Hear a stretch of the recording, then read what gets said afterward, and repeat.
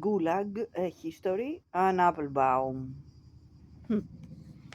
Much of the time, when I'm asked how many died, what the questioner really wants to know is how many people died unnecessarily as a result of the Bolshevik Revolution. That is, how many died in the Red Terror and the Civil War, the famines which followed in the wake of the brutal policy of collectivization, the mass deportations, the mass executions, the camps of the 1920s, the camps of the 1960s through the 1980s, as well as in the camps and mass murders of Stalin's reign.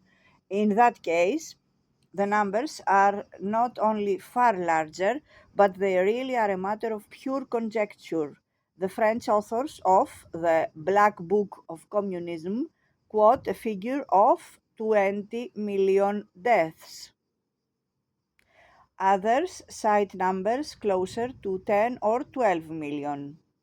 A single round number of dead victims would be extremely satisfying, particularly since it would allow us to compare Stalin directly with Hitler or with Mao.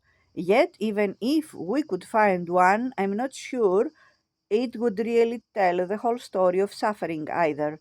No official figures, for example, can possibly reflect the mortality of the wives and children and aging parents left behind, since their deaths were not recorded separately. During the war, old people starved to death without rations cards. Had their convict son not been digging coal in Vorkuta, they might have lived. Small children succumbed easily to epidemics of typhus and measles in cold, ill equipped orphanages. Had their mothers not been sewing uniforms in Kengir, they might have lived too.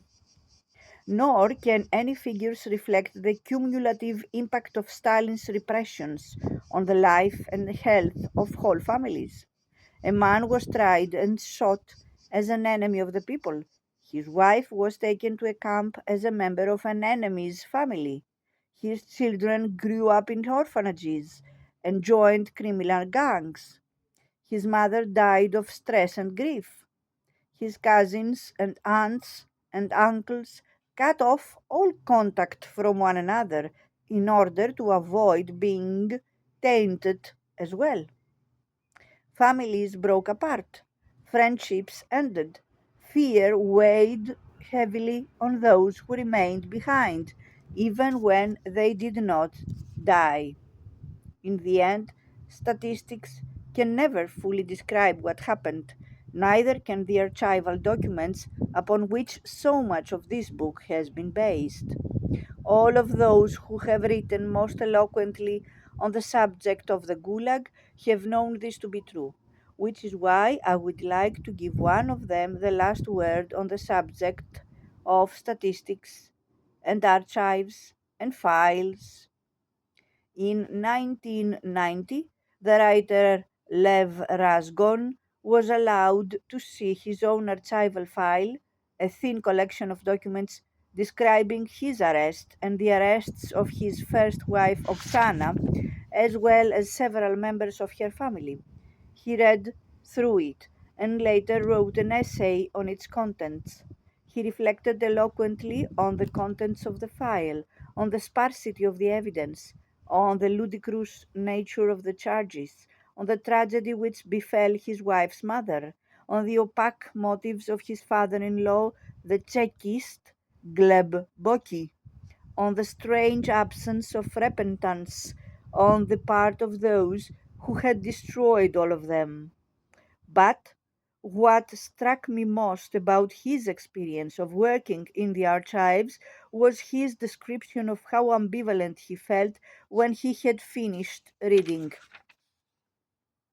I have long since stopped turning the pages of the file, and they have lain next to me for more than an hour or two, growing cold with their own thoughts. My guardian, the KGB archivist, is already beginning to cough suggestively and look at his watch.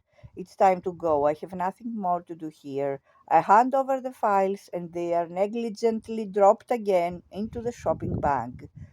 I go downstairs, along the empty corridors, past the sentries who do not even ask to see my papers, and step out into Lubyanka Square. It's only 5 p.m., but it is already almost dark and a fine, quiet rain falls uninterruptedly. The building remains beside me, and I stand on the pavement outside, wondering what to do next.